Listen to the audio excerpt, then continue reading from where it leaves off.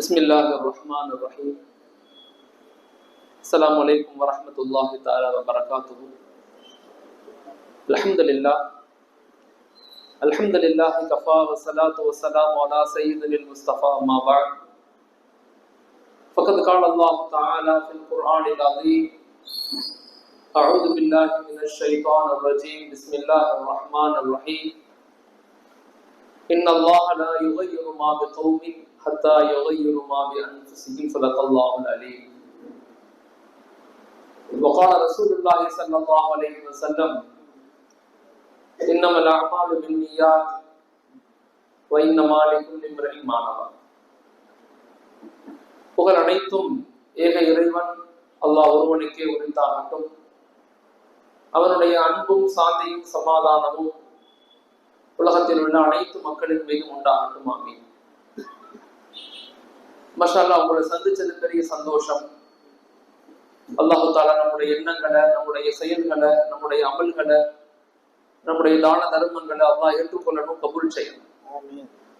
எல்லா நிலையிலும் அல்லாஹ்விற்காக, அல்லாஹுடைய ரசூலுக்காக வாழ்ந்து மறையக்கூடிய பாக்கியத்தை அல்லாஹ் எனக்கும் உங்களுக்கும் தரணும்.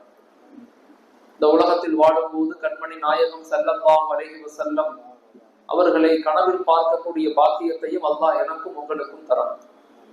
இந்த உலகத்தை விட்டு பிரியும் போது அஷ்ஹது அல்லா இலாஹ இல்லல்லாஹ் வ அஷ்ஹது அன்ன முஹம்மதன் அப்துஹு வ ரசூலுஹு என்ற திருக்கலிமாவோடு மரணிக்கக்கூடிய பாக்கியத்தையும் அல்லாஹ் எனக்கும் உங்களுக்கும் நம்முடைய வருங்கால சந்ததிகளுக்கும் நசில்களுக்கும் அல்லாஹ் ஆக்கி அருளணும். மாஷா அல்லாஹ், ராமநாதபுரம் மாவட்டத்துல தொண்டி அப்படிங்கிறது ஒரு பாரம்பரியமான ஊர்.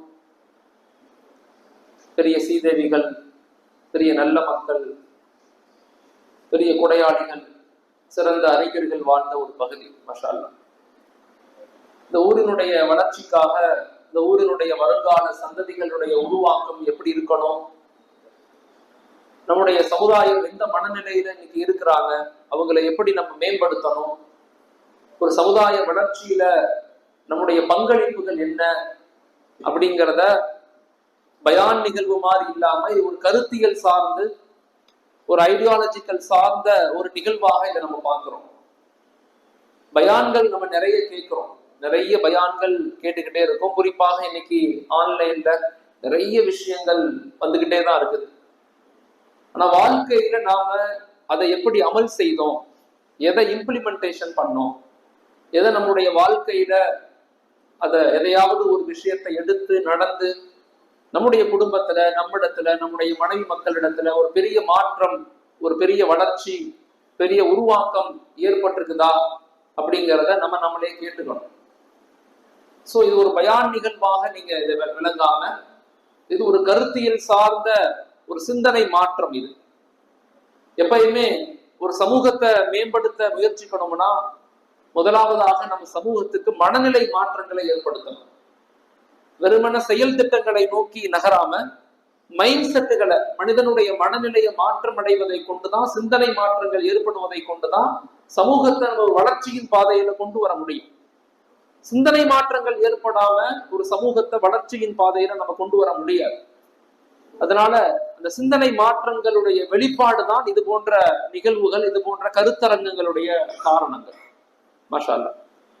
அப்ப நம்ம காலையில பேசணும் எந்த விஷயத்தை பத்தி, ஒரு ஊரினுடைய, ஒரு மஹல்லாவுடைய வளர்ச்சிக்கு ஒரு 10 அம்ச திட்டங்கள் தேவை அப்படிங்கிறத பத்தி ரொம்ப தெளிவான முறையில பேசணும். மாஷா அல்லாஹ், நிறைய பேர் அதை உள்வாங்கி புரிஞ்சிருப்பீங்க, அதை வீடுகள்ல போய் பேசியிருப்பீங்க. நிச்சயமாக எதையுமே பேசிட்டு களைஞ்சு போயிடாம அதை எப்படி நம்ம செயல்படுத்த போறோம் அப்படிங்கிற ஒரு தெளிவான பார்வையும், ஒரு சின்ன கவலை, ஒரு சின்ன முயற்சி நமக்கு வேணும். அல்லாஹ் இந்த சமுதாயத்திலிருந்து எதிர்பார்க்கிறது அப்படிங்கிறது ஒரு சில கவலைகளையும் ஒரு சில முயற்சிகளையும் தான் அல்லாஹ் நம்மள்ட்ட எதிர்பார்க்கிறான். பெரும் சாதனைகளை நம்ம செய்ய போறதில்ல, மாறாக அல்லாஹ் நம்ம இடத்துல எதிர்பார்க்கிறது ஒரு சின்னோடு முயற்சி நம்ம செய்யணும். இப்படி முயற்சிகள் செய்யும் போதுதான் ஒரு பெரிய மாற்றங்களை நம்ம ஏற்படுத்த முடியும். தற்கால சூழ்நிலையில இஸ்லாமிய சமூகத்தினுடைய நிலைமை அப்படிங்கிறது எல்லாத்துக்குமே தெரியும். யாரும் அதை பெருசா சொல்லி புரிய வைக்கணும்னு அவசியம் இல்லை. எல்லா நிலையிலும் ஒரு பின்தங்கிய சமூகமாக மாறிட்டோம் அப்படிங்கிறது தான் எல்லாத்தினுடைய கருத்துமே. கடந்த 300 ஆண்டுகளாக mentally, physically, socially, economically, educationally, politically and எல்லாத்துலயுமே ஒரு பின்தங்கிய சமூகமாக நாங்க மாறிட்டோம் அப்படிங்கிற ஒரு நிலைமை நம்மள்ட்ட இருக்குது. ஆனா உண்மை நிலைமை என்னன்னா, நம்ம ஒரு பின்தங்கிய சமூகம் கிடையாது. நம்ம ஒரு வலிமையான, பலமான, அறிவு சார்ந்த ஒரு சமூகமாக இருக்கிறோம். நம்ம இடத்துல அல்லாஹ் இருக்கிறான், நம்ம இடத்துல குர்ஆன் இருக்குது, நபியினுடைய வாழ்க்கை இருக்குது, முன்னோர்களுடைய தியாகங்கள், அர்ப்பணிப்புகள் இருக்குது. இவ்வளவும் இருந்தும் நம்ம எப்படி பின்தங்கி போனோம்? இவ்வளவும் இருந்தும்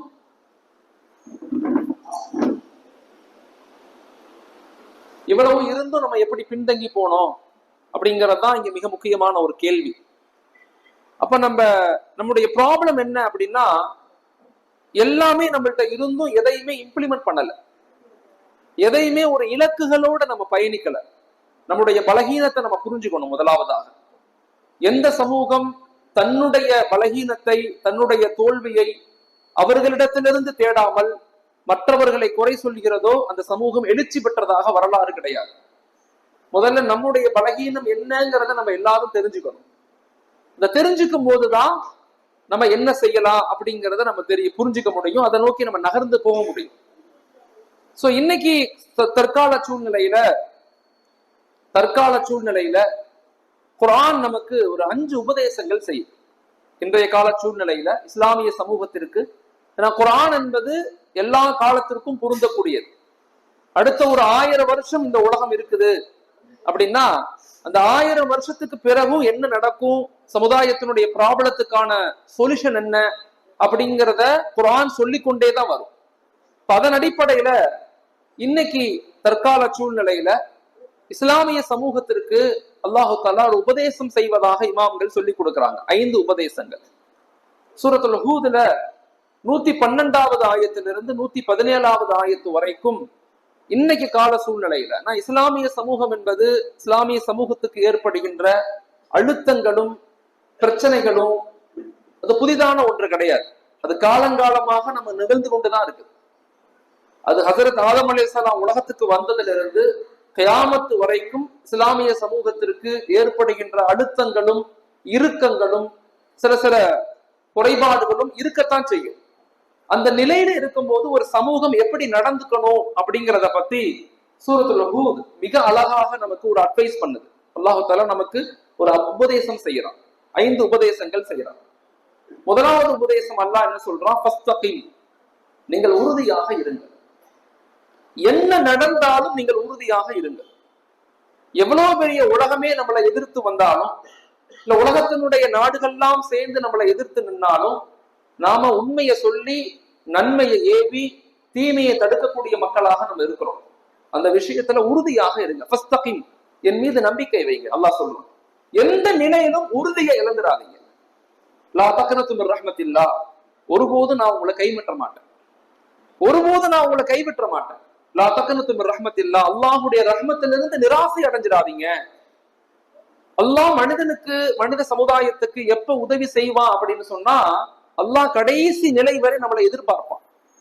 ஹஜரத் இப்ராஹிம் அலைஹிஸ்ஸலாத்தினுடைய வாழ்க்கை சம்பவத்துல நீங்க பாத்தீங்கன்னா, நெருப்பு குண்டத்துல போட்ட பிறகுதான் உதவி. நெருப்பு குண்டத்துல போடுற வரைக்கும் உதவி இல்லை. உள்ள உளுந்த பிறகுதான் பூனி வருதன். அது என்ன செய்யுது? அப்படியே அந்த நெருப்பு குளிராக மாறுது. ஹஜரத் இஸ்மாயில் அலைஹிஸ்ஸலாம் அவங்க கழுத்து அறுபடுறதுக்கு முன்பதாக அல்லாஹ் உதவி செய்யல. கத்தி எடுத்து கழுத்துல வச்சு அறுத்த பிறகுதான் அல்லாஹ்வுடைய உதவி. ஹஜரத் ஸல்லல்லாஹு அலைஹி வஸல்லம் பத்ருக்கு போறதுக்கு முன்பதாக உதவி அல்ல. பத்ர்ல போய் இருந்து சண்டை போட்டு ஷஹீதாகி அதுக்கப்புறம் தான் உதவி. இப்ப எல்லா நிலையிலும் அல்லாஹ் இந்த மனித சமுதாயத்தின் மீது சொல்றான், ஃபஸ்தகீம், நீங்கள் உறுதியாக இருங்கள். எந்த நிலையிலும் உங்களை நான் கைவிட்ட மாட்டேன். இது முதல் உபதேசம். இரண்டாவது சொல்றான், வலா தத்கௌ. அல்லாஹ் சொல்றான், வலா தத்கௌ, எந்த நிலையிலும் நீங்க வரம்பு மீறிய மக்களாக மாறாதீங்க. நான் இந்த உலகத்துக்கு ஷரியத்தை வகுத்து கொடுத்து வாழ்க்கையை சொல்லி கொடுத்திருக்கிறேன். அந்த வாழ்க்கையிலிருந்து நீங்க மீறி ஒரு வரம்பு மீறிய சமூகமாக நீங்க மாறாதீங்க. எப்ப நீங்க வரம்பு மீறுறீங்களோ, வலா தத்கௌ, நீங்கள் வரம்பு மீறாதீங்க. எப்ப நீங்க வரம்பு மீறிகளோ கோழைகளாக மாறிடுவீங்க. எப்ப நீங்க பாவங்கள் செய்யறீங்களோ நீங்கள் கோழைகளாக மாறுவீங்க. வரம்பு மீறிய சமூகத்தை அல்லாஹ் ஒருபோதும் விரும்புறதில்லை. ஒரு சமூகம் வளரணும், ஒரு சமூகம் கட்டமைக்கப்படணும்னா ரெண்டாவது மக்களுக்கு நம்ம புரிய வைக்க வேண்டிய விஷயம் என்னன்னா, பாவங்கள் செய்யாத, பெரும்பாவங்கள்ல ஈடுபடாத, அநியாயம் செய்யாத சமூகமாக நம்ம மாத்தணும் சமூகத்தை. அநியாயம் செய்யக்கூடிய சமூகத்துக்கு அல்லாஹ் ஹிதாயத்தையும் கொடுக்கறது இல்லை, ஞானத்தையும் கொடுக்கறது இல்லை. நல்லா ரொம்ப ஆழமா புரிஞ்சுக்கணும். நீங்க சமூகம் பின்தங்கி போச்சுன்னு சொல்றமே, இப்ப சமூகத்துக்கு என்ன மாதிரி வழிகாட்டணும்? சமூகத்தை கட்டமைக்கணும் அப்படின்னா வெறுமன அரசியல், வெறுமன பொருளாதாரம், வெறுமன கல்வியை கொடுத்தா பத்தாது. மக்களை அல்லாஹோடு இணைக்கணும், மக்களை பாவங்கள்ல இருந்து மீட்டெடுக்கணும், நபியினுடைய வாழ்க்கையோடு குரானோடு இணைக்கணும். அதுதான் நம்முடைய பலம் அப்படிங்கிறத மக்களுக்கு புரிய வைக்கணும். அதை புரிய வைக்கணும். இப்ப ரெண்டாவது அல்லாஹ்வுடைய உபதேசம் என்ன? வலா தத்கவ், எந்த நிலையிலும் வரம்பு மீறாதீங்க. சூரத்துல் ஃபாத்திஹால அல்லாஹ் 2 மனிதர்களை பத்தி சொல்லுவான், 2 தன்மைகளை பத்தி சொல்லுவான். ரொம்ப முக்கியமான ஒரு பகுதி. இஹ்தினஸ் ஸிராத்தல் முஸ்தகீம் ஸிராத்தல் லதீன அன்அம்த அலைஹிம் கைரில் மக்தூபி அலைஹிம் வலல்லாலீன். இங்க 2 மக்களை பத்தி சொல்றான், 2 தன்மைகளை பத்தி சொல்லுவான். ஒண்ணு ஹிதாயத்து, இன்னொன்னு நிஅமத். 2 மக்கள் யாருன்னா, இந்த வலல்லாலீன் அப்படிங்கிறவங்க நசாராக்கள், கிறிஸ்துவர்கள்.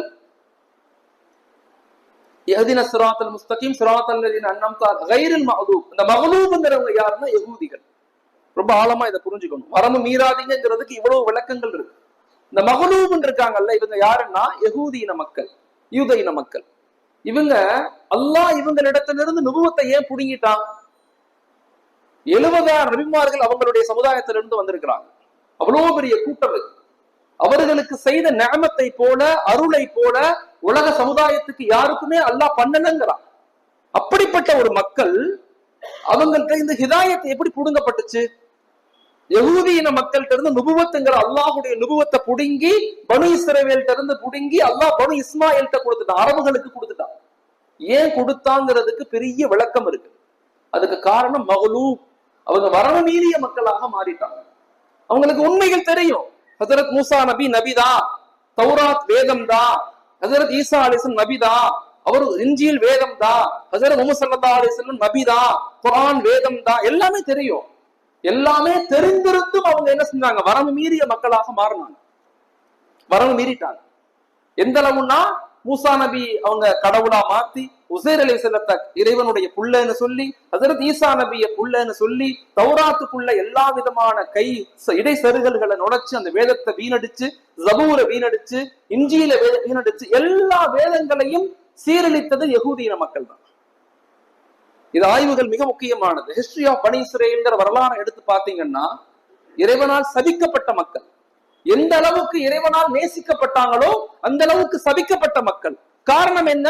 மக்லூப், வரம்பு மீறிட்டாங்க. அல்லாஹ் நம்மள்ட்ட சொல்றான், வலா தத்கவ், வரம்பு மீறாதீங்க. 2வது மக்கள் வரம்பு மீறிட்டா அவங்களுக்கு என்ன கிடைக்காது? ஹிதாயத் கிடைக்காது. அல்லாஹுடைய ஹிதாயத், நேர்வழி கிடைக்காது.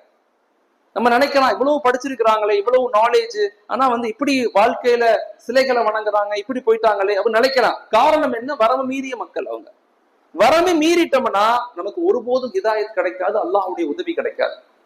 2வது நிஅமத்.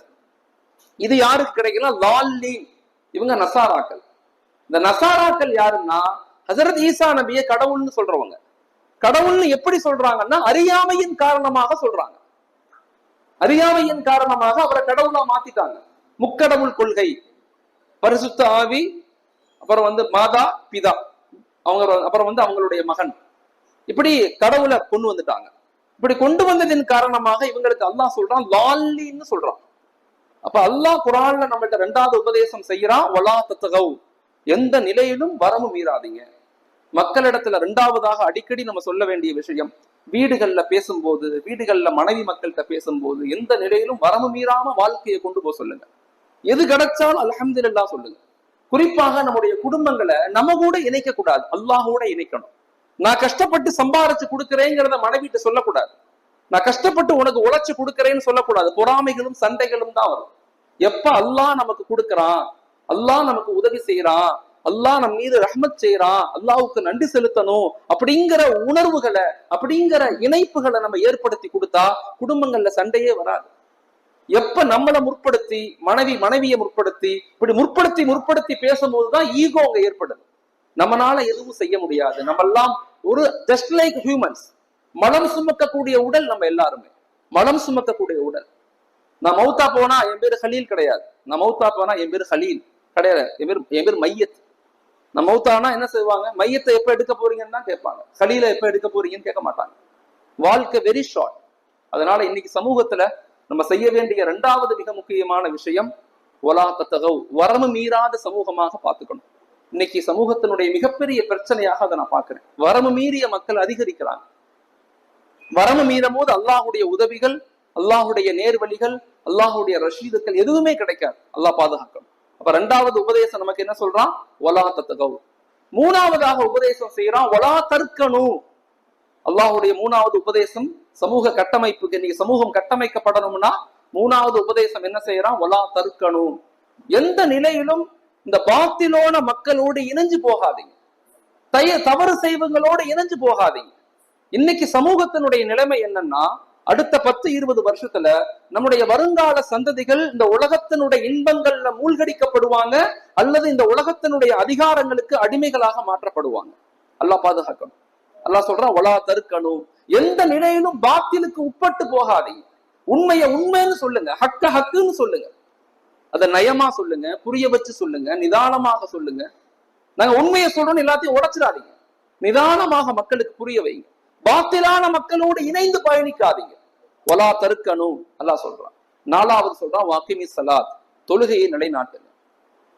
அல்லாஹ்வுடைய உபதேசம் நாலாவது என்ன, வாக்கிமி ஸலாத், தொழுகையை நிலைநாட்டுங்க. எந்த நிலையிலும் இபாதத் என்பது நமக்கு கொடுக்கப்பட்ட மிகப்பெரிய ஆற்றல். அதை நம்ம புரிஞ்சுக்கணும். நமக்கு அதை புரியவே இல்லை. இபாதத் என்பது பெரிய ஆற்றல். அந்த இபாதத்தை கொண்டுதான் அல்லாஹ்வை நம்ம அடைய முடியும். இபாதத்தை கொண்டுதான் நம் பலமான சமூகமாக மாற முடியும். இபாதத்தை கொண்டுதான் அல்லாஹ்வுடைய உதவிகளை பெற முடியும். பக்தின்னு சொல்லுவாங்க தமிழ்ல, the submission to God, submission to Allah. அல்லாஹ்விடத்துல நம்ம முழுமையாக ஒப்படைக்கிறது, அதுக்கு பேர் தான் பக்தி, அதுக்கு பேர் தான் இபாதத். அந்த இபாதத்தை நம்ம எப்படி செய்யறோம், அந்த இபாதத் கரெக்டாக இருக்குதா, வாக்கிமி ஸலாத், அல்லாஹ்வுடைய மிகப்பெரிய உபதேசம் வாக்கிமி ஸலாத். ஐந்தாவதாக உபதேசம் சொல்றான் ஃபஸ்பிர், நீங்கள் பொறுமையாக இருங்கள். என்ன நடந்தாலும் நீங்கள் பொறுமையாக இருங்கள். தயவு செய்து வந்திருக்கிறவங்க குர்ஆனை போய் பார்த்து தர்ஜுமாவில எடுத்து படிச்சு பாருங்க. இந்த 112வது ஆயத்திலிருந்து 117வது ஆயத்து வரைக்கும் அப்படியே படிச்சு பாருங்க. அல்லாஹ் என்ன சொல்றான், எவ்வளவு அற்புதமான உபதேசங்களை செய்யறான். இறுதியாக சொல்றான் ஃபஸ்பிர், நீங்கள் பொறுமையாக இருங்கள். என்ன நடந்தாலும் பொறுமையாக இருங்கள். யா அல்லாஹ் குர்ஆன்ல சொல்றான், யா அய்யுஹல்லதீன ஆமனு இஸ்பிரு வஸாபிரு வராபித்து வத்தகுல்லாஹ லஅல்லகும் துஃப்லிஹூன். ஈமான் கொண்ட மக்களே, இஸ்பிரு, நீங்கள் பொறுமையாக இருங்கள். என்ன நடந்தாலும் பொறுமையாக இருங்கள். வஸாபிரு, உங்களுக்குள் சகித்துக் கொள்ளுங்கள். இன்னைக்கு எல்லாரும் சமூகத்தை மேம்படுத்த நினைக்கிறோம், எல்லாரும் சமூகம் வளரணும்னு நினைக்கிறோம். யாராவது தோல்வி அடையணும் நினைக்கிறோமா? இல்ல, எல்லாரும் வெற்றி அடையணும், என் புள்ள நல்லா இருக்கணும், என் மனைவி நல்லா இருக்கணும், என் ஊர் எல்லாம் நினைக்கிறோம். ஆனா அதற்கான முயற்சிகள் செய்யறோமா? அதற்கான இலக்குகளோட பயணிக்கிறோமா? அதற்கான திட்டங்களை இம்ப்ளிமெண்டேஷன் பண்றோமா? வெறுமனை கேட்டுட்டு வெறுமனை பேசிட்டு கலந்துட்டு போனா ஒன்னும் நடக்க போறது இல்லை. அதுக்குண்டான கூலி கொடுக்கப்படும். ஆனா அதற்காக உழைக்கக்கூடிய மக்கள் இன்னைக்கு தேவை. அதற்காக இன்னைக்கு உழைக்கக்கூடிய மக்கள் தேவை. அது ரொம்ப ரொம்ப சமுதாயத்துக்கு ரொம்ப தேவை. அதனால ஐந்தாவதா அல்லாஹ்வுடைய உபதேசம் செய்யறான் ஃபஸ்பிர், நீங்கள் பொறுமையாக இருங்கள். என்ன நடந்தாலும் பொறுமையாக இருங்கள். இஸ்பிரு, நீங்கள் பொறுமையாக இருங்கள். வஸாபிரு, உங்களுக்குள் சகித்துக் கொள்ளுங்கள், உங்களுக்குள் அன்பை வெளிப்படுத்துங்கள், உங்களுக்குள் விட்டு கொடுத்து போங்கள், உங்களுக்குள் மன்னிச்சு கொள்ளுங்க. ஆனால் வராபித்து, உங்களை நீங்கள் கட்டமைத்துக் கொள்ளுங்கள். எப்படி கட்டமைக்கிறது? ஹஜரத் ரசூலுல்லாஹி ஸல்லல்லாஹு அலைஹி வஸல்லம் மதீனாவுக்கு வந்தோடனே 4 விஷயங்கள் மீது சமூகத்தை கட்டமைச்சாங்க. இந்த 4 விஷயங்கள் மீது கட்டமைச்சதனுடைய வெளிப்பாடுதான் அடுத்த 1318 ஆண்டுகள் இந்த உலகத்தை அறிவால், சிந்தனையால், ஆற்றலால், கண்டுபிடிப்புகளால், பொருளாதாரத்தால், அரசியல் மாற்றங்களால், கலாச்சாரங்களால் யூரோப்பிய நாடுகள் எல்லாம் அமனமாக உரியானாக ட்ரெஸ் இல்லாம இருக்கும்போது டெலஸ்கோப் கண்டுபிடிச்சு வானசாஸ்திரத்தை பத்தி பேசினவங்க இஸ்லாமிய மக்கள். அவ்வளவு பெரிய கண்டுபிடிப்புகள் நம்ம கண்டுபிடிச்சிருக்கிறோம். சமீபத்திய நான் ஒரு ஆய்வு புத்தகத்தை படித்து ஆச்சரியப்பட்ட விஷயம், இப்னு ஹல்தூம் ரஹ்மத்துல்லாஹி அலைஹி அவங்க எழுதிய புத்தகம் முகத்திமான ஒரு புத்தகம். முகத்திமா 1370 எழுதப்பட்ட புத்தகம் இது. அந்த புத்தகம் எப்ப டிரான்ஸ்லேட் செய்யப்பட்டதுன்னு 1996 தான் டிரான்ஸ்லேட் செய்யப்பட்டுச்சு. சமீபத்திய பேஸ்புக் உடைய நிறுவனர் மார்க் ஒரு பதிவு போடுறார் தன்னுடைய பேஸ்புக்ல. அதுல எழுதுறாரு, இஸ்லாமிய சமூகம் இந்த உலகத்துக்கு நிறைய அநியாயம் செய்துட்டீங்க அப்படின்னு எழுதுறாரு. எழுதிட்டு கீழே சொல்றார், இவ்வளவு பெரிய பொக்கிஷத்தை எங்கள்கிட்ட கொடுக்காம விட்டுட்டீங்களே. 1376 வெளிவந்த முகத்திமாங்கிற இந்த இன்ட்ரோடக்ஷன்ங்கிற புத்தகம் எப்ப ஆங்கிலத்துல மொழிபெயர்க்கப்பட்டுச்சுன்னா 1996 தான் மொழிபெயர்க்கப்பட்டுச்சு. கிட்டத்தட்ட 600 வருஷம் இந்த இவ்வளவு பெரிய பொக்கிஷத்தை எங்கள்கிட்ட இருந்து மறைச்சிட்டீங்களே. ஒவ்வொரு தனி மனிதனும் படிக்க வேண்டிய புத்தகம் இந்த முகத்திமா, இந்த இன்ட்ரோடக்ஷன் அப்படிங்கிற புத்தகம். அதுல சமூகவியல், பொருளாதாரம், கல்வி, அரசியல், பிலாசபி, தத்துவம் எல்லாத்த பத்தியும் அவ்வளவு அழகா எழுதியிருப்பார். ஒரு கிராமம் எப்படி இருக்கணும், ஒரு நகரம் எப்படி இருக்கணும், ஒரு ஸ்ட்ரீட் எப்படி இருக்கணும், வியாபாரம் எப்படி செய்யணும் அப்படிங்கிறத பத்தி இவ்வளவு ஆழமாக ஒரு ஆய்வு புத்தகம் இருக்குது. அதை எங்கள்கிட்ட கொண்டு வந்து சேர்க்கலையே இத்தனை வருஷமா அப்படின்னு சொல்றாங்க. உலகத்துல செய்யப்படாத ஆய்வுகள் இஸ்லாத்துல கிடையவே கிடையாது. அவ்வளவு ஆய்வுகளும் செய்யப்பட்டிருக்கு. அதே மாதிரி இப்னு அலி சீனா ரஹ்மத்துல்லாஹி அலைஹி மிகப்பெரிய ஒரு ஆலிம், ஹாஃபிஸ். அவங்களுடைய புத்தகம் அல் கானூன் ஃபில் திப்னு ஒரு புத்தகம் வந்திருக்கு. அல் கானூன் ஃபில் திப். இந்த புத்தகம் எழுதப்பட்ட ஆண்டு 1027. 1027 எழுதப்பட்ட புத்தகம்.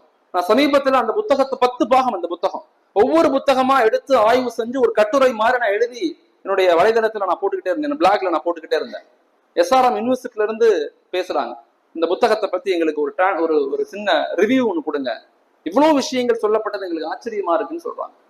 அவ்வளவு பெரிய புத்தகம் 5ஆம் நூற்றாண்டு வரைக்கும், பிற்காலத்துல 1500 வரைக்கும், கிட்டத்தட்ட 15ஆம் நூற்றாண்டு வரைக்கும் அவருடைய புத்தகம் தான் மிக முக்கியமாக கருதப்பட்டது மருத்துவத்துறையில. அந்த காலூன் ஃபில் திப், அபிசீனான்னு இங்கிலீஷ்ல சொல்லுவாங்க. இப்னு அலி சீனா அவங்க அவ்வளவு பெரிய ஆய்வாளர். இப்படி எல்லா துறையிலையுமே ஒரு பெரிய வலிமையாக இருந்த சமூகம் கடந்த 300 ஆண்டுகளாக நாங்க பின்தங்கிய சமூகமாக மாறிட்டோம்.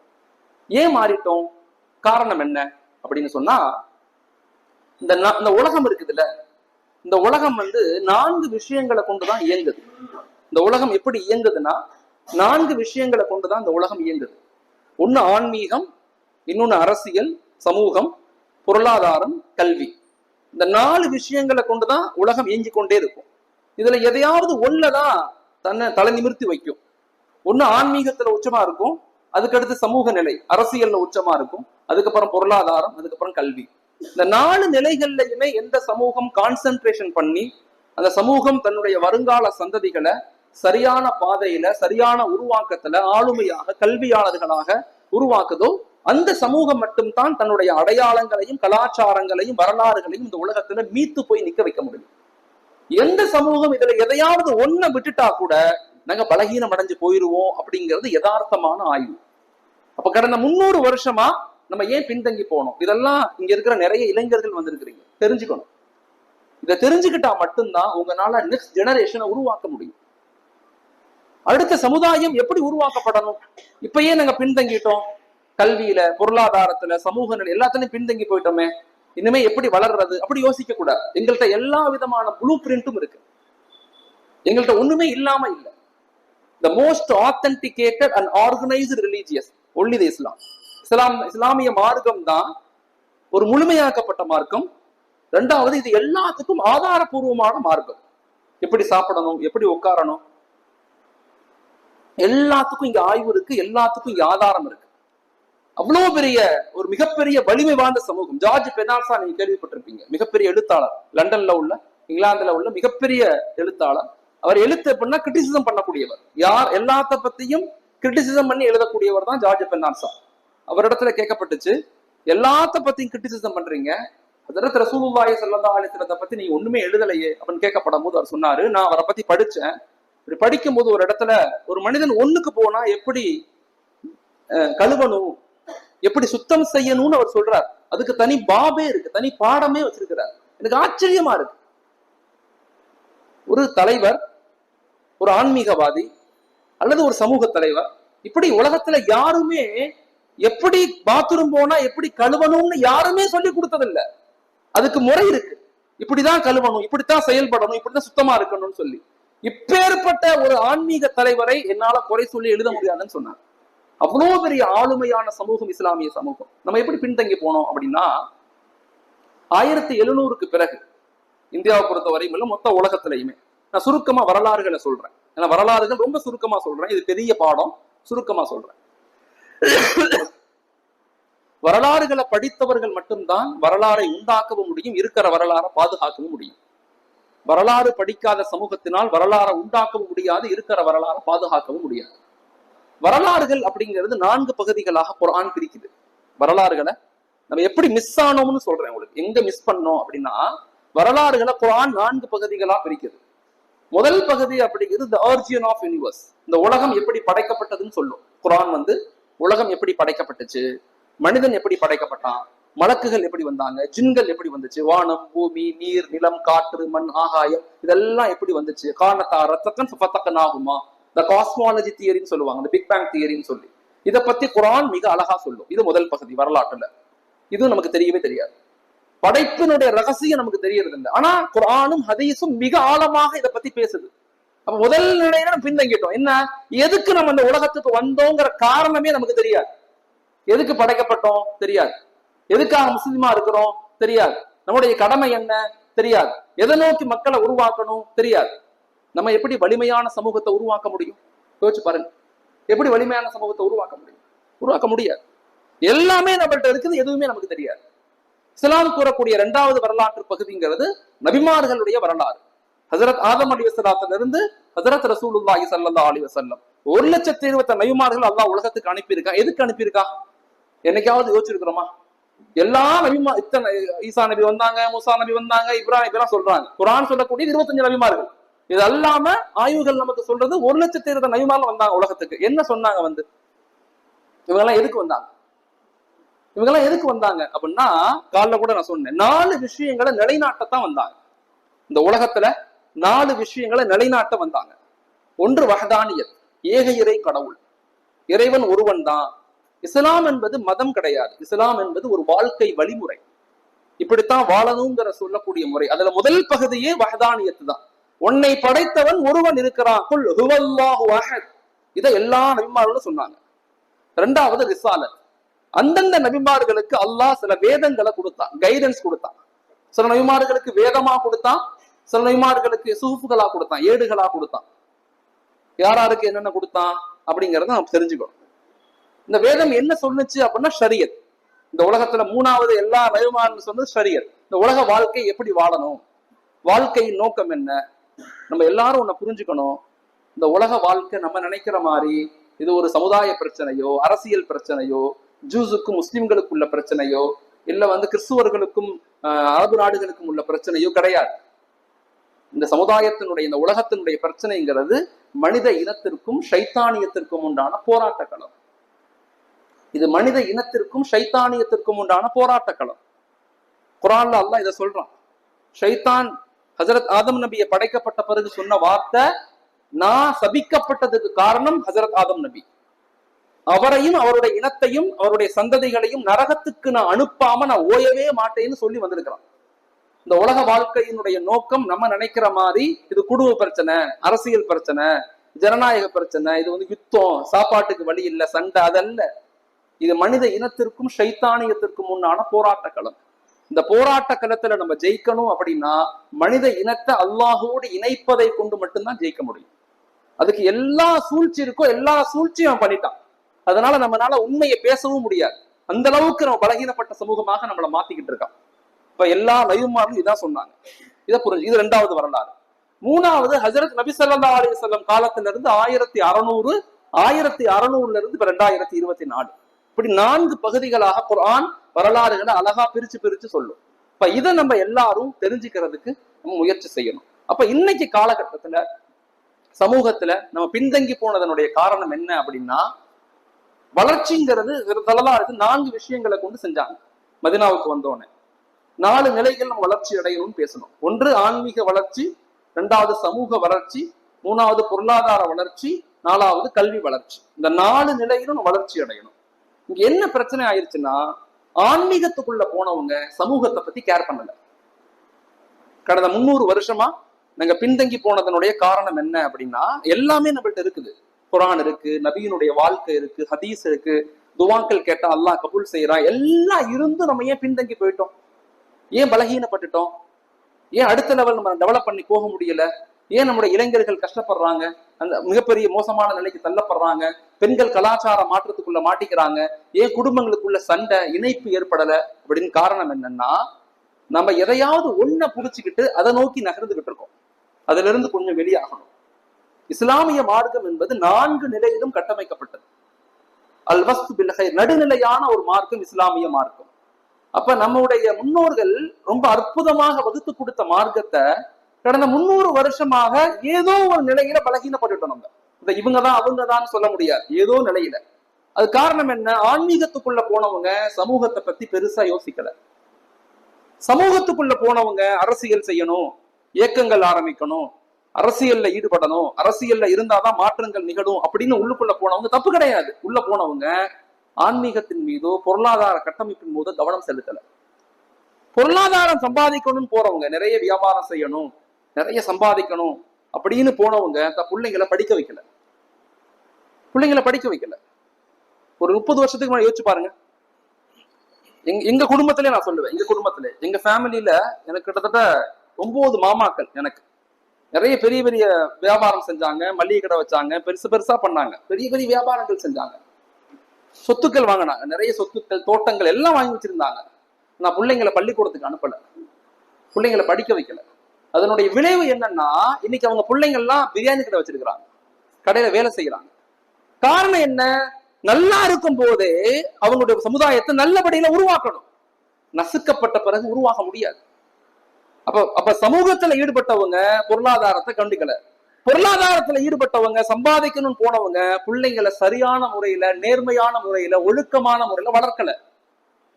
இன்னைக்கு ட்ரெண்ட் என்னன்னா, பிள்ளைங்களை படிக்க வைக்கணும் அப்படிங்கறத எல்லாரும் ஆசைப்படுறோம். டாக்டர் ஆக்கணும், இன்ஜினியர் ஆக்கணும், கலெக்டர் ஆக்கணும், பெரிய ஜட்ஜ் ஆக்கணும், பெரிய பிசினஸ் எல்லாம் ஆக்கணும். ஆனா அவங்களை கூப்பிட்டு 2 தொழுவு சொன்னா தொழுவு தெரியாது. அப்ப எங்க பிரச்சனைன்னா, சமநிலையை நம்ம இழக்கிறோம். சமநிலையை நம்ம இழக்கிறோம். இஸ்லாம்ங்கிறது ஒரு சமநிலை மார்க்கம். ஹஜ்ரத் ஸல்லல்லாஹு அலைஹி வஸல்லம் ஒரு ஆன்மீக தலைவர் மட்டும் கிடையாது. ஸல்லல்லாஹு அலைஹி வஸல்லம் வெறுமனே இபாதத்தை மட்டும் சொல்லி கொடுக்கல. எப்படி தொழுகணும்,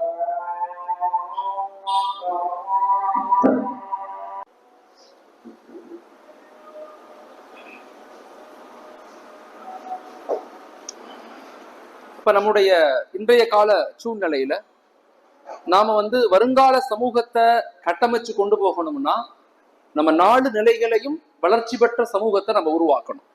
அதுதான் நம்முடைய இலக்கு. 4 நிலைகள்லையும் வளர்ச்சி அடைய வைக்கணும். ஆன்மீகம் சார்ந்து, சமூகம் சார்ந்து, பொருளாதாரம் சார்ந்து, கல்வி சார்ந்து. ஹஜ்ரத் ரசூலுல்லாஹி ஸல்லல்லாஹு அலைஹி வஸல்லம் மதீனாவுக்கு வந்தோடனே ஒவ்வொரு இந்த வளர்ச்சிக்கும் தனித்தனியாக டீம்களை உருவாக்குனாங்க, தனித்தனியாக குழுக்களை உருவாக்குனாங்க. இஸ்லாம் சொல்லக்கூடிய ஹியூமன் ரிசோர்ஸ் டெவலப்மெண்ட், மனிதவள மேம்பாட்டு கட்டமைப்பை போல யாருமே எந்த தலைவரும் உருவாக்க முடியாதுன்னு சொல்லி ஆய்வுகள் நமக்கு சொல்லுது, எல்லா துறைகள்லையுமே. இப்ப ஆன்மீக வளர்ச்சி அப்படின்னா, நபி ஸல்லல்லாஹு அலைஹி வஸல்லம் இருக்கும் போதே குர்ஆனை முழுமையாக மரணம் செய்த சஹாபாக்கள் இருந்தாங்க. 12 பேர் இருந்தாங்க. நபி இருக்கும் போதே குர்ஆனை மரணம் செய்தவங்க இருந்தாங்க. நபி ஸல்லல்லாஹு அலைஹி வஸல்லம் இருக்கும் போதே முஅல்லிம்கள் இருந்தாங்க, உருவாக்குனாங்க முஅல்லிம்கள். அதே போல ஆய்வாளர்கள் இருந்தாங்க. இப்படி எல்லா துறைகள்லையுமே எல்லா துறை சார்ந்த மக்களும் இருந்தாங்க, உருவாக்குனாங்க. அதே போல சமூக கட்டமைப்பு அப்படின்னு வரும்போது போர் தளபதிகள் இருந்தாங்க, டிப்ளமேட்டிக் ஆபீசர்ஸ், ஒரு நாட்டுக்கு தூதுவர்களாக போவாங்க. ஒரு நாட்டுக்கு ஒரு தூதுவர்களாக எப்படி போகணும்,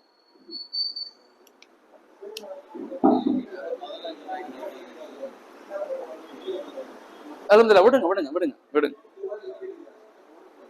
ஓகே. அப்ப 2வதாக சமூக கட்டமைப்புக்குன்னு சில சஹாபாக்கள் உருவாக்கப்பட்டாங்க. நபி ஸல்லல்லாஹு அலைஹி வஸல்லம் அவங்க ஸ்ட்ராட்டஜிக்கல் பிளான் பண்ற மாதிரி யாரும் பண்ணதில்லை. நம்ம வெறுமனே நபிய ஸல்லல்லாஹு அலைஹி வஸல்லத்தை எப்படி பாக்குறோம்னா, தொழுகை சொல்லி கொடுத்தாங்க, திக்ருகள் சொல்லி கொடுத்தாங்கன்னு தான் பாக்குறோம். இந்த வாழ்க்கையில எப்படி வாழணும், எப்படி இலக்குகளை நோக்கி பயணிக்கணும். உதாரணத்துக்கு முதல் முறையாக அபிசீனியாவுக்கு ஹிஜ்ரத்துக்கு அனுப்புறாங்க ஸல்லல்லாஹு அலைஹி வஸல்லம். மக்கள் ஹிஜ்ரத்துக்கு போறாங்க. அந்த சஹாபாக்களை கூப்பிட்டு நபி சொன்னாங்க, நீங்க அபிசீனியாவுக்கு ஹிஜ்ரத்துக்கு போறீங்க. அபிசீனியாவுல ஒரு மன்னர் இருக்கிறாரு, அவர் பேர் நஜ்ஜாஷி. அந்த மன்னர், அவரு என்னுடைய சகோதரர் கிறிஸ்துவ மதத்தை சார்ந்தவர். அவரை சந்திக்கும் போது என்னை பத்தி சொல்லுங்க, குர்ஆன சில ஆயத்துக்களை ஓதி காட்டுங்க, அவர் என்ன அண்டர்ஸ்டாண்ட் பண்ணுவாரு, புரிஞ்சுக்குவாரு, உங்களுக்கு உபதேசம் செய்வாரு, உங்களை பாதுகாப்பாரு அப்படின்னு சொல்லி அனுப்புறாங்க. இமாம்கள் அதை பத்தி ஆய்வாளர்கள் விளக்கம் எழுதும் போது, ஹஸரத் ஸல்லல்லாஹு அலைஹி வஸல்லம் மக்காவை விட்டு எந்த நாடுகளுக்கும் போனதில்லை. ஆனா நபி ஸல்லல்லாஹு அலைஹி வஸல்லம் அவங்களுக்கு மக்காவை சுத்தி உள்ள எல்லா நாடுகளுடைய நிலைமைகள், அங்க இருக்கக்கூடிய மன்னர்கள், அங்க இருக்கக்கூடிய மன்னர்களுடைய மதங்கள், அவர்களுடைய கோட்பாடுகள், நடவடிக்கைகள் எல்லாத்தையுமே அறிந்தவர்களாக ஸல்லல்லாஹு அலைஹி வஸல்லம் இருந்தாங்க. வளர்ச்சியின் காரணம் என்ன அப்படின்னா, சமய அறிவோடு சமகால அறிவு நமக்கு தெரியணும். சமய அறிவோடு சமகால அறிவு நமக்கு தெரியணும். இங்க ப்ராப்ளம் என்னன்னா, சமய அறிவை அறிந்து கொள்ளணும்னு போகக்கூடியவங்க சமகாலத்தை பத்தி யோசிக்கல.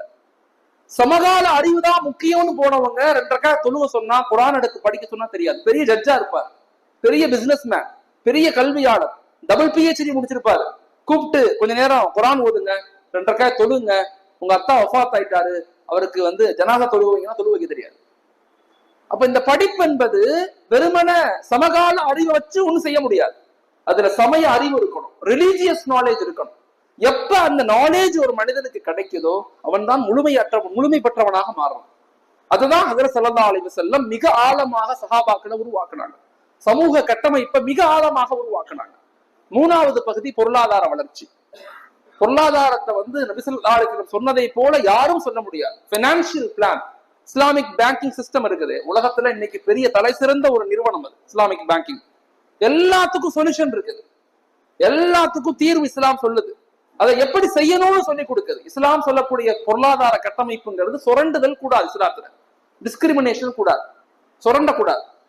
நீ சம்பாதி, லாபம் கூடும், ஆனா யாரையும் சுரண்டக்கூடாது அப்படிங்கிறது இஸ்லாம் மிக அழகா சொல்லி கொடுக்குது. பொருளாதாரத்தை மீது கவனம் செலுத்தி, எந்த அளவுக்குன்னா மதினாவுக்கு வந்த உடனே அன்சாரிகள் எல்லாருமே உள்ளூர் வியாபாரிகள், உள்ளூர் விவசாயிகள், முஹாஜிரின்கள் எல்லாரும் வியாபாரிகள்.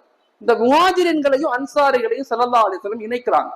வியாபாரிகளையும் விவசாயிகளையும் இணைக்கிறாங்க. அதுல மிக முக்கியமாக அப்துர் ரஹ்மான் இப்னு அவுஃப் ரலியல்லாஹு, அவங்க அபு தாஜிர்னு அவங்களுக்கு பேரு. அவர் என்ன செஞ்சாரு, மதினாவுடைய மார்க்கெட்டுக்கு போய் அங்க இருக்கக்கூடிய சீஸ், ஒட்டக சீஸ், அங்க உள்ள பேரிச்சம்பழத்தங்களை எடுத்து கொண்டு போய் ஷாம்ல வித்தார். வித்து பெரும் தொழிலதிபர் ஆனாரு. அங்க இருந்து பணத்தை கொண்டு இங்க கொட்டினார். ஜாயின் வென்ச்சர் பிசினஸ் பண்ணாங்க. ஜாயின் வென்ச்சர் சாதாரண விஷயம் இல்லை. நான் முதல்ல சொன்னேன், இப்னு கல்தூம் ரஹ்மத்துல்லாஹி அலைஹி அவங்களுடைய முகத்திமாங்கிற கிதாபுல இதை பத்தி அவர் எழுதுறார். இஸ்லாமிய சமூகம் 1000 ஆண்டுகள் வியாபாரத்துல நிலைத்து நின்றதனுடைய காரணம் 6 காரணங்கள் அவர் எழுதுறார். 6 காரணங்கள். நான் சமீபத்தில் என்னுடைய ரிசர்ச் பேப்பர் அது. Why Islamic society the leading the business community. எப்படி இஸ்லாமிய சமூகம் ஒரு பிசினஸ் கம்யூனிட்டியில் லீடிங்கா இருந்தாங்க. 1000 வருஷம், 1 வருஷம் 2 வருஷம் இல்ல, 1000 years லீடிங் கம்யூனிட்டியா இருந்திருக்கும். அதுக்கு முதல் காரணம் சொல்றாங்க, பிசினஸ் கம்யூனிட்டி நம்ம லீடிங்கா இருந்தது காரணம் முதல்ல பிலீவிங் சிஸ்டம், நம்பிக்கை. நம்ம மக்கள்கிட்ட நம்பிக்கை இருந்துச்சு. பிலீவ் ஈச் அதர், நம்புவோம், நம்பும்படி வாழுவோம். முன்னாடி அப்படித்தான் இருந்தோம். ஆனா இன்னைக்கு வருத்தப்பட்டு நான் சொல்றேன், இஸ்லாமிய வியாபாரங்கள்ட்ட நம்பிக்கைகள் குறைஞ்சு போச்சு, நம்பகத்தன்மை குறைஞ்சு போச்சுன்னு சொல்றாங்க. சமீபத்திய ஒரு ஆய்வு சொல்லுது, ஒரு மொராலிட்டியாக பிசினஸ் செய்யக்கூடிய, ஒரு நேர்மையாக வாழக்கூடிய நாடுகளுடைய பட்டியல் எடுக்கும் போது அரபு நாடுகள் 52வது இடத்துக்கு போயிருச்சு. கிறிஸ்துவ நாடுகள் முதல் இடம் 2வது இடத்துக்கு வந்திருக்கு. ஆச்சரியமா இருக்கு. ஆனா நம்பிக்கை, நாணயம், நேர்மை, டிரான்ஸ்பரன்சி, விட்டு கொடுத்தல், மன்னித்தல் எல்லாம் இஸ்லாத்தினுடைய அடிப்படைகள். எப்படி போயிருச்சு யோசிக்கணும். 2வது நாலேஜ். நம்முடைய முன் சென்ற மக்கள் நிறைய அறிவுகளை திரட்டிக்கிட்டே இருந்தாங்க. நிறைய கத்துக்குவாங்க, கத்துக் கொடுப்பாங்க. இன்னைக்கு கத்துக்கிறதும் குறைஞ்சிருச்சு, கத்துக் கொடுக்கறதும் குறைஞ்சு போச்சு. நல்லா யோசிச்சு பாருங்க. 3வது கனெக்ஷன்ஸ். அவ்வளவு தொடர்புகள் வச்சிருந்தோம், இன்னைக்கு தொடர்புகள் குறைஞ்சு போச்சு. நான் அதனாலதான் திரும்ப சொல்றேன், தயவு செய்து ராமநாதபுரம் மாவட்ட வளர்ச்சின்னு எல்லாரும் இன்னைக்கு பார்க்க ஆரம்பிங்க. நான் ஒரு 4 வருஷமா அடிக்கடி ராமநாதபுரம் வந்துட்டு போறேன். நான் இது குறையாக சொல்லல, இதை நிவர்த்தி செய்யணும்னு சொல்றேன். தொண்டிக்காரவங்க தொண்டியை மட்டும் தான் யோசிக்கிறீங்க, கீழக்கரைக்காரவங்க கீழக்கரையை மட்டும் யோசிக்கிறாங்க, தேவிப்பட்டினத்தை மட்டும் யோசிக்கிறாங்க. அப்படி யோசிக்க கூடாது. அப்படி உங்க ஊரை வளர்ச்சியின் பாதையில கொண்டு போகணும், தப்பு கிடையாது. ஆனா ஒட்டுமொத்தமாக ராமநாதபுரம் மாவட்ட வளர்ச்சிங்கிற ஒரு பார்வை நமக்கு வேணும். ஏன்னா இன்னைக்கு தமிழ்நாட்டுல ஒரு பின்தங்கிய மாவட்டமாக நம்முடைய மாவட்டம் இருக்குதுன்னு சொல்றாங்க. உண்மை அதல்ல. நம்ம முழுமையான வலிமையான நிறைய செல்வந்தர்கள், நிறைய கொடையாளர்கள், நிறைய அறிஞர்கள், இளைஞர்களை கொண்ட பகுதி ராமநாதபுரம் மாவட்டம். அப்ப இது அடுத்த 3 வருஷத்துல வளர்ச்சியின் பாதையில கொண்டு போகணும் அப்படின்னு சொன்னா, தயவு செய்து உங்களுக்குள்ள ஒரு கனெக்ஷன்ஸ் வேணும். ஆர்எஸ் மங்கலங்காரங்க இங்க வரணும், நீங்க இங்க இருந்து ஆர்எஸ் மங்கலத்துக்கு போகணும், கீழக்கரக்காரவங்க இங்க வரணும். இப்படி உங்களுக்குள்ள ஒரு கனெக்ஷன்ஸ் ஏற்படணும். அது வெறுமன பேச்சாக மட்டும் இருக்கக்கூடாது. அது ஒரு சமூக கட்டமைப்பாக மாறணும், சமூக இலக்குகளாக மாறணும். நம்ம ஊர் மாவட்டத்தை ஒரு வளர்ச்சியின் பாதையில எப்படி கொண்டு வர போறோம், எப்படி இலக்குகளோட பயணிக்க போறோம், இங்க உள்ள வாலிபர்களுக்கு எப்படி வழிகாட்ட போறோம்ங்கிற தெளிவான பார்வை நமக்கு வேணும், தேவை இன்னைக்கு. அப்ப நம்முடைய முன்னோர்களுடைய வியாபார தந்திரங்கள்ல 3வது கனெக்ஷன்ஸ், 4வது ஜாயின்ட் வெஞ்சர் கூட்டு பொருளாதார கொள்கை, 5வது ஃபேமிலி பாண்டிங், ஃபேமிலிக்குள்ள நல்ல இணக்கத்தை கொண்டு வருவாங்க. இன்னைக்கு இந்த மார்வாடி சமூகம், நாடார் சமூகம், இன்னைக்கு ஜூஸ் சமூகம், சீக் சமூகம், இவங்கெல்லாம் இன்னைக்கு சமூகத்துல வியாபாரத்துல உச்சத்துல இருக்காங்கன்னா இவங்க பின்பற்றக்கூடிய இந்த ஃபார்முலாவே இந்த 6 ஃபார்முலா தான். அந்த பிரசன்டேஷன் இருக்குது, முழுமையான ரிசர்ச் பேப்பர். அது நீங்க ரொம்ப ஆழமா படிச்சு பார்த்தா உங்களுக்கு புரியும். ஃபேமிலி பாண்டிங் இன்னைக்கு அத்தா செய்யறது மகனுக்கு பிடிக்கல, நல்லா யோசிச்சு பாருங்க. மகன் அத்தா கஷ்டப்பட்டு ஒரு வியாபாரத்தை உருவாக்கி இருப்பாரு, மகன் வேலைக்கு போயிருவான், இந்த வியாபாரம் வேணான்னு வேலைக்கு போயிருவான். இன்னைக்கு செல்ஃப் டெவலப்மெண்ட்ல இருந்து எம்ப்ளாய்மெண்ட்டை நோக்கி நம்முடைய சமூகம் நகர்றாங்க. இஸ்லாமிய சமூகம் இந்தியாவில வலுவாக இருக்கிறதுனுடைய காரணமே என்னன்னா சுயதொழில் மேம்பாடு தான். நம்முடைய திட்டமே சுயதொழில் மேம்பாடு தான். இஸ்லாம் இந்தியாவுக்குள்ள வந்ததே வியாபாரத்தின் மூலமாகத்தான். உலகம் முழுக்க இஸ்லாம் போனது காரணமே வியாபாரம் தான். அதுல நேர்மை இருந்துச்சு, உண்மை இருந்துச்சு, டிரான்ஸ்பரண்ட் வெளிப்படையான தன்மைகள் இருந்துச்சு, மக்களுக்கு சேவைகள் செய்யணும்னு வியாபாரம் செஞ்சாங்க. ஆனா இன்னைக்கு நம்முடைய வியாபாரங்கள் எப்படி இருக்குது, எப்படி பலகீனப்பட்டு போனோம். அப்ப அந்த ஜாயின்ட் வெஞ்சர் போயிருச்சு. ஃபேமிலி பாண்டிங் இணைப்பு நம்மள்ட்ட இல்ல. அத்தா பெருசா கட்டி வச்சிருக்காரு சாம்ராஜ்யத்தை, மகன் வெறும் ஷராப், குடி, ட்ரக்ஸ், ஒண்ணுமே செய்ய முடியல. என்ன செய்யறது? ஒண்ணுமே. எத்தனை பெரிய சாம்ராஜ்யம் பார்த்துட்டோம் நம்ம தமிழகத்திலேயே. நான் சொல்றேன், பெரும் செல்வந்தர் வீட்டு பிள்ளைங்க எல்லாம் அந்த அந்த அந்த அந்த தீனுடைய தொடர்பு, அல்லாஹுடைய பயம், நேர்மை அப்படிங்கறதுல இருந்து வெளியாகி, நான் படிச்சு அங்க லண்டன்ல படிக்கிறேன், அங்க படிக்கிறேன், இங்க படிக்கணும், படிக்க வேணாம்னு சொல்ல. எதுக்கு படிக்கணும்? இந்த வியாபாரத்தை எப்படி கட்டமைக்கணும்னு படிக்கணும். சரியான திட்டமிட்ட வளர்ச்சி இருக்கணும். பெற்றோருடைய மிகப்பெரிய கவனம் இருக்கணும் அதுல. அதை நாங்க மிஸ் பண்றோம். 5வது 6வது மிக சாரிட்டி. நாங்க படிப்பது, நாங்க சம்பாதிக்கிறது, நாங்க சொத்து சேர்க்கறதெல்லாம் நமக்கானது மட்டும் இல்ல, சமூகத்துக்கானது. நம்ம மட்டும் நல்லா இருக்கிறதுக்காக அல்லாஹ் இந்த வாய்ப்பை கொடுக்கல. வபுத்தகை ஃபீமா ஆத்தாக் அல்லாஹ். அல்லாஹ் நமக்கு கொடுத்ததுங்கிறது நம்மளா தேடிய ஒன்று அல்ல, அல்லாஹ் நமக்கு கொடுத்தது. வபுத்தகை ஃபீமா ஆத்தாக் அல்லாஹ். அல்லாஹ் சொல்றான், நீ தேடிய ஒன்று என்பது நீ தேடிய ஒன்றல்ல, நான் உனக்கு கொடுத்தது. அது சமூகத்துக்கு நீ செலவழிக்கணும், சமூகத்துக்கு நீ திரும்பி கொடுக்கணும். அப்பதான் நீ, உன் புள்ள, உன் பரம்பரை, உன் வம்சங்கள் வலிமையாக மாறும். இல்லைன்னா நீங்க உன் சொத்தை, உன் சுகத்தை, நீ கண்டுபிடிச்ச, நீ படிச்ச படிப்ப, உன்னுடைய திறமைய, உன் அதிகாரத்தை எல்லாத்தையும் உனக்குள்ள வச்சுக்கிட்டீங்கன்னா அடுத்த ஜெனரேஷன் உருவாக போயிடும். அப்ப இதுதான் அந்த ஆய்வினுடைய வெளிப்பாடு. ஒரு பிசினஸ் எப்படி செய்யணும் நம்முடைய முன்னோர்கள் கத்து கொடுத்துருக்காங்க. அதை நாம எடுக்கல. மார்வாடிஸ் எடுத்துட்டாங்க, நாடார்ஸ் எடுக்கிறாங்க. 10-40 வருஷத்துக்கு நாடார் எப்படி இருந்தாங்க? நாடார் சமூகம் தொட்டா தீட்டு பாத்தா தீட்டுன்னு இருந்தாங்க. இன்னைக்கு மொத்த தமிழக இந்தியாவுடைய வளர்ச்சியில 50% நாடார் சமூகம் தான் காரணம். ஸ்கூல் மட்டும் 2800 ஸ்கூல் நடத்துறாங்க, எவ்வளவு காலேஜ் நடத்துறாங்க. மல்லிகை கடை வச்சவங்க சின்ன சின்னதான் மல்லிகை கடை வச்சிருந்தாங்க. எப்ப எங்க இருக்காங்க? எல்லாம் ஹைப்போஃபீல் பொசிஷன் போயிட்டாங்க. சிவநாடார் கேள்விப்பட்ட ஹஸ்திகள், சிவநாடார் இந்தியாவிலேயே அதிக டொனேஷன் கொடுக்கக்கூடிய ஒரு ஆள். அதானியை விட, அம்பானியை விட அதிகமா டொனேஷன்ஸ் சிவநாடார். இப்ப இவ்வளவு கட்டமைப்பு காரணம் என்ன? பொருளாதார வளர்ச்சி. அதன் மீது நம்ம கவனம் செலுத்தணும். 4வது கல்வி வளர்ச்சி. வருங்கால சமூகத்தை கல்வியில வலிமையாக மாத்தணும் அப்படின்னா துறை சார்ந்த ஆளுமைகளை உருவாக்கணும், துறை சார்ந்த இலக்குள்ள ஆளுமைகளை உருவாக்கணும். இங்க உள்ள ஆசிரியர்களை அடிக்கடி சந்திக்கணும். தொண்டி பகுதியா அடுத்த 3 வருஷத்துல எங்க ஊர்ல இருந்து நாங்க 100 அதிகாரிகளை இன்ஷா அல்லாஹ் உருவாக்குவோம் அப்படிங்கிற ஒரு பார்வை நம்மள்ட்ட இருக்கணும். அதை நோக்கி மாணவர்களை தயாரிக்கணும், திட்டமிட்டு தயாரிக்கணும். எல்லாத்தையும் நீங்க வெளிநாட்டுக்கு அனுப்பாதீங்க, அதுக்காக எல்லாத்தையும் இங்கேயும் தங்க வைக்காதீங்க. பிரசன்டேஷன் வைஸா பிரிங்க. நம்ம ஊர்ல இருந்து இந்த வருஷம் 70% வெளிநாட்டுக்கு போகட்டும், 30% படிக்க வைங்க. அந்த படிக்கக்கூடிய மக்களும் இன்னைக்கு சமூகத்துக்கு வெளிநாடுகள்ல என்ன தேவையோ, ஃபாரின் கண்ட்ரிஸ்ல, கல்ஃப் கண்ட்ரிஸ்ல என்ன தேவையோ, நான் காலைல கூட சொன்னேன், இன்னைக்கு அரபு நாடுகள் எல்லாம் முழுக்க ஆயில், அந்த production, oil industry, oil economical சிஸ்டத்துல இருந்து விலகி டூரிசம், அக்ரிகல்ச்சர் அண்ட் சமூக தொழில்நுட்ப வளர்ச்சி, ஐடி, பிளாக் டெக்னாலஜி அப்படி போக ஆரம்பிக்கிறாங்க. இப்ப அவங்களுக்கு தேவைப்படுது, அப்படி ஆய்வாளர்கள் தேவை. உலகத்திலேயே இன்னைக்கு தமிழ் மக்களை போல மேக்ஸ், இங்கிலீஷ் பேசக்கூடிய மக்கள் எங்கேயும் கிடையாது. அமெரிக்கால இருக்கக்கூடிய 31% டாக்டர்ஸ் இந்தியர்கள், ஐடி ஃபீல்ட்ல இருக்கக்கூடிய அநேக 42% மக்கள் இந்தியர்கள். இந்த அளவுக்கு திறமையான மக்கள் நம்மள்ட்ட இருக்கிறாங்க. ஆனா இவங்களை கல்ஃப் கண்ட்ரிஸ்க்கு எப்படி கொண்டு போகணும், அப்படி திட்டமிடக்கூடிய மக்களாக நீங்க மாறணும். அப்படி மாறணும்னா ராமநாதபுரம் மாவட்டத்தினுடைய எல்லா பகுதிகளுடைய முக்கியஸ்தர்கள் ஒன்று சேரணும். வெளிநாடுகள்ல வியாபாரம் செய்யக்கூடியவங்க, தொழில் செய்யக்கூடியவங்க, பெரும் பெரும் தொழிலதிபர்கள், அவங்க எல்லாம் நீங்க ஒன்று சேரணும். இந்த ஊரை எப்படி வலிமைப்படுத்தலாம், நம்முடைய இளைஞர்களை எப்படி உருவாக்கலாம், வேலை வாய்ப்புகளை எப்படி உருவாக்கலாம், இண்டஸ்ட்ரியல் டெவலப்மெண்ட் எப்படி செய்யலாம், தொழில்துறைகளை ராமநாதபுரம் மாவட்டத்தில் எப்படி உருவாக்கலாம், அரசு உதவிகள் எப்படி கிடைக்கும், அதற்கு உண்டான வாய்ப்புகள் என்ன, யோசிப்போம். வழி கிடைக்குது வழி கிடைக்கல அடுத்த விஷயம், யோசிக்க ஆரம்பிப்போம். அப்படி 10 பேர் 50 பேர் சேர்ந்து யோசித்தோம்னா அல்லாஹ் கருத்துக்களை, சிந்தனைகளை, ஹிதாயத்துகளை கொட்டுன்னு கொட்டுவான். எப்ப எந்த சமூகத்துக்காக ஒன்று சேருதோ, சமூகத்தினுடைய வளர்ச்சிக்காக ஒன்று சேருதோ, சமூகத்தினுடைய மேம்பாட்டுக்காக நம்ம ஒன்று சேர்றோமோ, அப்ப அல்லாஹுடைய உதவி, அல்லாஹுடைய நேர்வழி, அல்லாஹுடைய ஹிதாயத் எல்லாம் கிடைக்க ஆரம்பிக்கும். இதெல்லாம் இம்ப்ளிமெண்ட் பண்ணணும், இதெல்லாம் செயல்படுத்தணும்னா எங்களுக்கு 4 குணங்கள் வேணும். இப்ப நான் பேசுனதெல்லாம் நீங்க இம்ப்ளிமெண்ட் பண்ணணும்னா எங்களுக்கு சில குணங்கள் வேணும், மனநிலைகள் வேணும். அந்த மனநிலை இல்லாம இதெல்லாம் கேட்டு செயல்படுத்த முடியாது. ஒன்று, மக்களிடத்துல அன்பாக பேசணும். மனைவி, குழந்தை, உறவுகள், அண்ணன் தம்பி, அத்தா அம்மா எல்லாத்துலயும் அன்பா பேசுங்க. அடுத்தவங்களுடைய குறைகளுக்கு பின்னால போகாதீங்க. அடுத்தவங்களுடைய குறைகளுக்கு பின்னால போனா நல்ல மவுத்து வந்ததாக சரித்திரம் இல்லை. அடுத்தவங்க குறைக்கு போகக்கூடாது. ஒருத்தவங்களுடைய குறைகளை பாக்குறோமா, அல்லாட்ட துவா செய்யணும். இல்லைன்னா தைரியம் இருந்தா அவர்கிட்ட போய் சொல்லணும். மக்கள்கிட்ட சொல்லி அவளை கேவலப்படுத்தக்கூடாது. எந்த நிலையிலும் மக்கள்கிட்ட அன்பாக பேசி அரவணைத்துதான் சமூகத்தை மேம்படுத்த முடியுமே தவிர அதிகாரத்தை கொண்டு, குறைகளை கொண்டு ஒருபோதும் சமூகத்தை மேம்படுத்த முடியாது. 2வது மிக முக்கியமான குவாலிட்டி, அக்செப்ட்.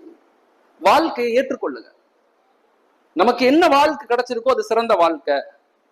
நமக்கு என்ன மனைவி கிடைச்சிருக்காங்களோ சிறந்த மனைவி. நமக்கு என்ன தொழில் கிடைச்சிருக்கோ சிறந்த தொழில். அதை நம்ம திறம்பட செய்வோம், நேர்மையா செய்வோம், ஒழுக்கமா செய்வோம். Accept your life. வாழ்க்கையை ஏற்றுக்கொள்ள பழகுங்க. எப்ப நம்ம ஏற்றுக்கொள்ள பழகிறோமோ அல்லாஹுடைய உதவிகள் நமக்கு கிடைக்க ஆரம்பிக்கும். மனிதர்கள்ட்ட புலம்புறத முதல்ல நிப்பாட்டணும். அது சரியில்லை, இது சரியில்லை, அவங்க சரியில்லை, இவங்க சரியில்லை, புலம்பி புலம்பி புலம்பி நம்ம கீழே போயிட்டோம். புலம்புறத நிப்பாட்டணும். நம்ம நல்லா தான் இருக்கும். குறிப்பாக இந்தியாவில் Tamil Nadu, Kerala, South India very strong, better than other states, very ஸ்ட்ராங்கா இருக்கும். இதை நம்ம இன்னும் எப்படி சரிப்படுத்தணும், எப்படி நம்ம ஊரை டெவலப் பண்ணணும், நம்ம இளைஞர்களை எப்படி மேம்படுத்தணும் அப்படின்னு யோசிங்க. அதற்கு திட்டம் வகுங்க, சின்ன சின்ன முயற்சிகள் செய்யுங்க. மகல்லாவா 10 இளைஞர்களை தேர்ந்தெடுங்க, ஒரு 5 இளைஞர்களை தேர்ந்தெடுங்க. சும்மா உட்கார்ந்து கேட்டுட்டு கலைஞ்சு போயிடக்கூடாது. அதுக்கடுத்த ஸ்டெப்ஸ் என்ன, அதுக்கடுத்த திட்டம் என்ன, அதுக்கடுத்த இலக்குகள் என்ன அப்படின்னா ஒரு 10-50 பேர் நம்ம ஒன்றிணையணும். கவலைப்படுங்க, பேசுங்க. எப்ப பேச ஆரம்பிக்கிறீங்களோ அப்ப அல்லாஹ்வுடைய உதவி கிடைச்சிடும். 2வது அக்செப்டன்ஸ். 3வது மன்னித்தல். சமூக கட்டமைப்பு உருவாக்கணும்னா மக்களை எல்லாத்தையும் மன்னிச்சிடணும், தண்டிக்க ஆசைப்படக்கூடாது. ஒரு ஹாஜியார் என்கிட்ட வந்தார் சமீபத்துல. ஹஜ்ஜுக்கு போறேன் துவா செய்யுங்கன்னு சொன்னார். ஹஜ்ஜுக்கு போறேன் துவா செய்யுங்க. நான் சொன்னேன் நல்லபடியா போயிட்டு வாங்க ஹாஜியார் அப்படின்னு சொல்லிட்டு நான் கேட்டேன். எல்லாத்தையும் சொல்லிட்டீங்களான்னு கேட்டேன். நான் சொல்லிட்டேன் மௌலானா அப்படின்னு சொன்னார்.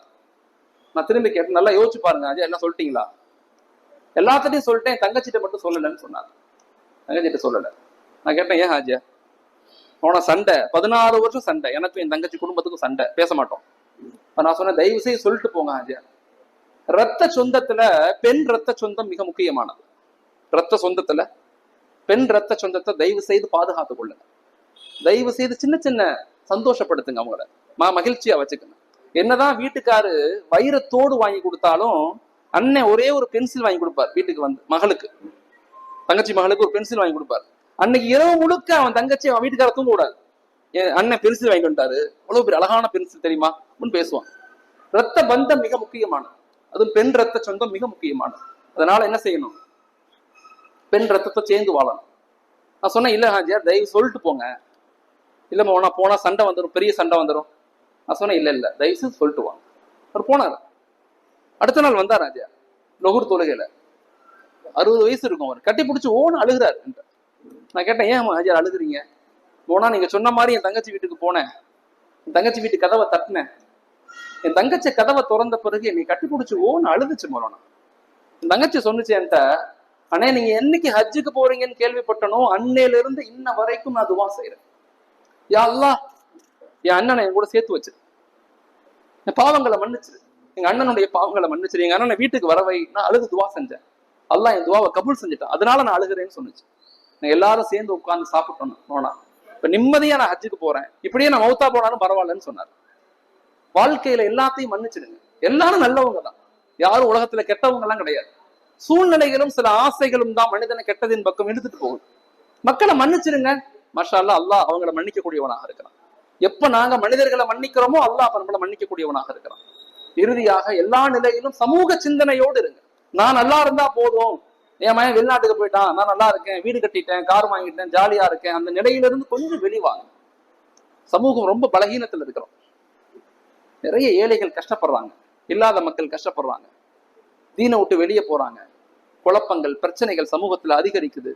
அதை சரி செய்யணும்னா யாராவது 1-2 பேர் முன் வரணும். கொஞ்சோண்டு நேரம் கொடுங்க, உங்களால முடிஞ்சா செலவழிங்க, முடியலையா நேரம் கொடுங்க, உங்க அறிவை கொடுங்க, உங்க ஆற்றலை கொடுங்க, உங்க அதிகாரத்தை கொடுங்க. உங்கள்ட்ட அல்லாஹ் என்ன கொடுத்திருக்கானோ அந்த தீனுக்கு சாதகமா கொஞ்சம் கொஞ்சம் பயன்படுத்துங்க. எனக்கு என்னன்னு விட்டு நகராதீங்க. எனக்கு என்னவாக போது நகராதீங்க. அப்படி நகர்ந்தோம்னா நிச்சயமாக அல்லாஹ்ட்ட பதில் சொல்லணும்.